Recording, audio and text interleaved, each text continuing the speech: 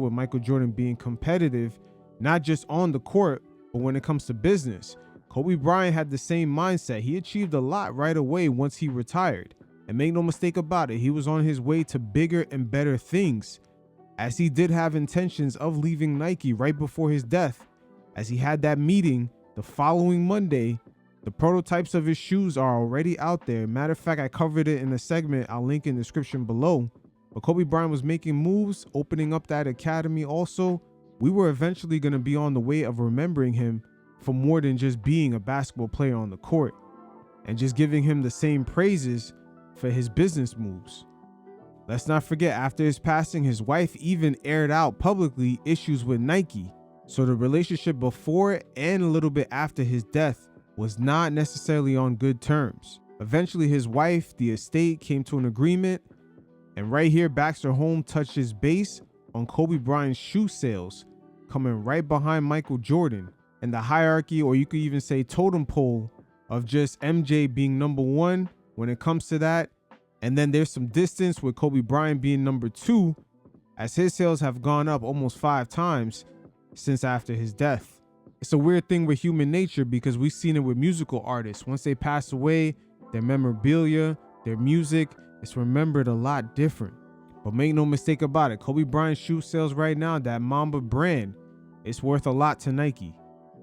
I don't have the figures, but I would feel confident saying that Kobe is number 2. That there is a gap between Jordan and everybody else. I mean, that's the most successful shoe line in the history of athletic apparel, and maybe apparel. It's such a towering success. It's extraordinary. But I can't, beyond Kobe, you mentioned some of the others. I don't know. They kind of all run together. So I would say it's probably Kobe. I mentioned KD and LeBron. I was asking about their line, and KD and LeBron and what they bring to the table. Just wanted to know, it's not even comparable, is it? Certainly in compared to the two that we just mentioned. I think there's long story short, I think there's a pretty significant gap, certainly between 1 and 2, which I would place Kobe, and then I think between 2 and the rest of everyone else. Yeah, it's very unfortunate, but Kobe had big plans post-retirement, and he was not taking no breaks. I do believe he was going to kind of initiate a paradigm shift, because he had some big time investors willing to shake up the industry with just the direction he was going to take when it comes to athletes partnering up with certain entities to actually produce and sell their own shoe. Again, you guys could check out that segment. I'll put in the link in the description below under the video references. But going back to the story right here, Michael Jordan did not want anyone to know that he had a phobia of snakes. Because remember, he's a competitor. On the court, he does not want guys hissing at him, trolling him. It's probably one of the reasons why none of this information ever got out. And Baxter Holmes touched on it. Look, it's my understanding that this was one of his phobias, and that MJ was deeply concerned about this getting out, and about potentially opponents using against him. And I was thinking in my head, like, could you imagine if people knew at the time when he was a player that he had this phobia of snakes? Would you have other players hissing at him, or people in the crowd doing that, or making snake references or something like that? Like, it's kind of amazing that he kept it quiet for so long. But I don't think that he had any regrets about passing it up. It was something that he was deeply uncomfortable with ultimately. But it was too close to the launch for him to pivot. I've heard from people on all sides of it in the last 24 hours or so, and people have found it to be a fascinating story. I mean, it was really, I think, jarring for some people to see the actual ad, because they'd never seen it before, and they didn't know the backstory of how it ever came out, given MJ's fear of snakes, and that lingering question of kind of,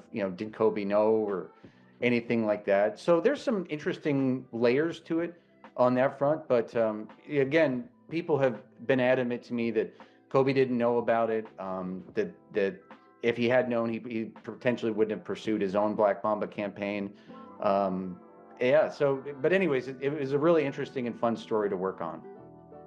It's very understandable that Michael Jordan wanted to keep his snake phobia under wraps, because things were very different back then. You couldn't admit any kind of thing that looks like mental illness. It's not like today where players kind of brand themselves around that, like DeMar DeRozan and others. Matter of fact, I don't even know why they do that, because they are in a gladiator sport. So any kind of weakness Guys are going to troll you on the court and try to throw you off your game.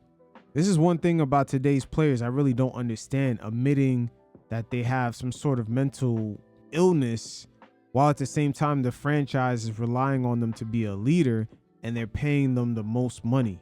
You ever notice that none of these guys claim mental illness when they're in their very peak prime years trying to get that max contract?